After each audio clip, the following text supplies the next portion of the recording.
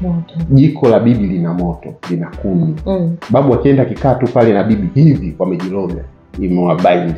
Umeona? Kwa hiyo hata wewe kama una mtu wako unataka mtoboe, kwanza tu mahusiano ya kawaida, sio ndoa. Sio lazima ndoa. Wekeni kuni. Alafu kaeni hapo. Kaeni hapo kwenye hiyo kuni. Manake itaweka pamoja. Kuna hii video yako ambayo ina trend mitandaoni, ukielezea kwamba watu wakiwa wana ugomvi, wanadhahama katika maisha yao, katika familia zao, basi wanatakiwa wakoke moto, alafu wakae kwenye huo moto. Kwamba inasaidia kuondoa hizo figisu zao au fitna zao. Hiyo imekaeje? Bwana, kiasili katika mambo ambayo watu wengi wa mjini tumeyapoteza ni ule utaratibu wa kuchoma kuni moto jioni na kupiga story, labda bibi anatuhadithia hadithi. Tumepunguza hayo mambo kutokana na teknolojia. Tunatumia majiko ya kuni, majiko ya mkaa na gesi. Kwa hiyo watu hawajui tu nyuma yake kuna faida kubwa.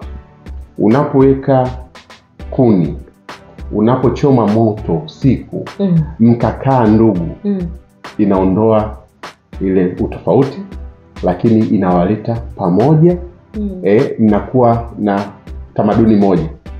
Ndio maana ndugu wa zamani walikuwa wameshikana kweli, familia zimeshikana kweli, na zote zilikuwa zinakoka moto. Na hiyo ipo kijijini hivi sasa. Basi watu wa kijijini ndio wana umoja kuliko watu wa mjini, kwa sababu moto unagusa roho za watu, unawaunganisha, na bind watu. Na hii ni ya kitaalamu kabisa, yani ni ya kiasili.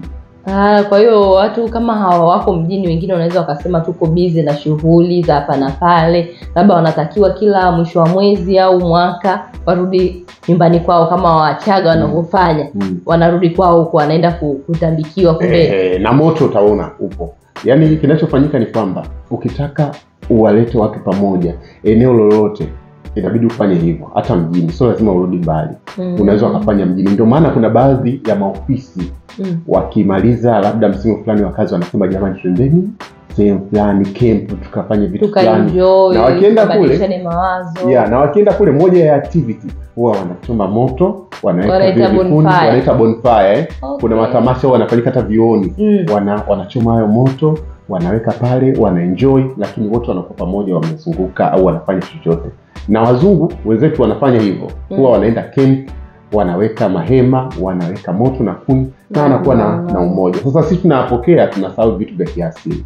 Na kiasili kabisa katika element ambazo zinatawala ulimwengu, kiacha maji, udongo, moto umo. Na moto ndio uzinduzi pekee wa binadamu. Yaani binadamu aligundua moto. Na hiyo imemtofautisha yeye na viumbe vingine vyote duniani. Kwa hiyo ndo akapewa nguvu ya kumiliki. Na kumiliki, kuvileta vitu vije nyumbani, unavileta kwa moto. Binadamu alipokoka moto kwa mara ya kwanza, akawasha, kuna viumbe ambavyo vilijitenga nao ule moto. Ndio tunaita viumbe mwitu. Wanyama mwitu, nyoka, simba, fisi. Lakini kuna viumbe ambavyo vilitaka kukaa na binadamu, vilipoona moto vikaja. Tunazungumzia ng'ombe, mbwa, kuku, bata, panya ambao pia ni maadui lakini walikuja, paka wakaja baada kuona moto. Kwa hiyo moto uliwabind nyumbani. Ndio maana basi hata kama unafuga kuku, ukitaka asikimbie, umenunua ni mgeni, inabidi umzungushe kwenye moto au sehemu yale mafigi ambayo unafikia. Kwamba hapa ni nyumbani, kaa hapa, tunakokaga moto. Kumbe ile inakuaga na maana kwa hiyo moto unawaleta pamoja. Sometimes unajua watu wanaweza wakafanya kitu, kumbe mwisho wa siku, yani mimi naweza nikakuona umefanya hilo jambo, kwamba unazungusha hivi na mimi nikazungusha, nikiwa sijui, kumbe kile kitu kinakuwa na maana. Kwa hiyo kikubwa ni kwamba tuwe tunazingatia zile teknolojia za zamani, mambo ya kale yale ambayo babu zetu waliyafanya. Watu unaweza tukasema yamepitwa na wakati, kumbe mwisho wa siku alikuwa anayafanya yana maana. Kama hivyo unavyoambiwa kukoka moto, tulikuwa tunaona tu anapiga hadithi, wanafanya nini, tukijua inapoteza muda. Kutokana na teknolojia tunasema tunasoma hadithi za mitandaoni, tunafanya nini, vile vitu vya kizamani kumbe vilikuwa na maana mwisho wa siku kubwa. Na ukitaka kujua vina maana kubwa, hata makanisani kuna moto. utajiuliza upo wapi, lakini utaona Katoliki wanaweka kwenye mshumaa mkubwa pale. Mishumaa hiyo wanawasha. Na watu wanavyokaa basi inawafanya wabaki pale, lakini moto wake ni mdogo, ndio maana inahitajika moto mkubwa wa kuni. Ule ni wa mshumaa tu, wamemimiki hiyo, lakini maana yake hawafahamu. Hii kwenye ndoa, unajua watu wengi kwenye ndoa wanasema ndoano sijui. Yaani ukiingia kwenye ndoa, unaweza mkawa kwenye mahusiano tu vizuri, lakini ukiingia kwenye ndoa unakuwa na zile kashikashi, watu wanaachana vibaya, wanafanya nini. Kwa hiyo hiyo ya moto inaweza ikaunganisha watu, yani ikaleta amani katika ndoa au kwenye familia. Na hilo swali zuri. Ukiangalia zamani wazee wetu katika vitu ambavyo vimewafanya wadumu muda mrefu kwenye ndoa, bibi, babu na hao mababu wa nyuma, ni huo moto ninaozungumzia. Jiko la bibi lina moto, lina kuni. Babu akienda kikaa tu pale na bibi hivi wamejiloga, imewabind.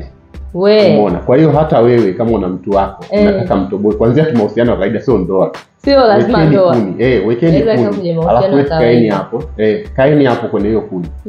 Maana yake itaweka pamoja. Mwe mnafanya utaratibu, mwe mnafanya utamaduni huo. Na mambo ya ndoa haya mijini huko ndoa zinavunjika sana. Kutaisha. Mpenzi mtazamaji, kama ulivyomsikia mtaalamu wetu, jamani, wale wenye migogoro ya ndoa, kaeni tu kwenye moto, kokeni moto wenu pale wa kuni, angalianeni, pigeni story 2-3, mnakumbushia. Moto una nguvu hiyo ya kuleta amani au kuunganisha watu, familia, wanandoa, ndugu, marafiki, wafanyakazi. Kwa hiyo unaweza ukautumia ikawa kama chanzo cha amani, na mwisho wa siku mkaleta mafanikio katika jamii zetu.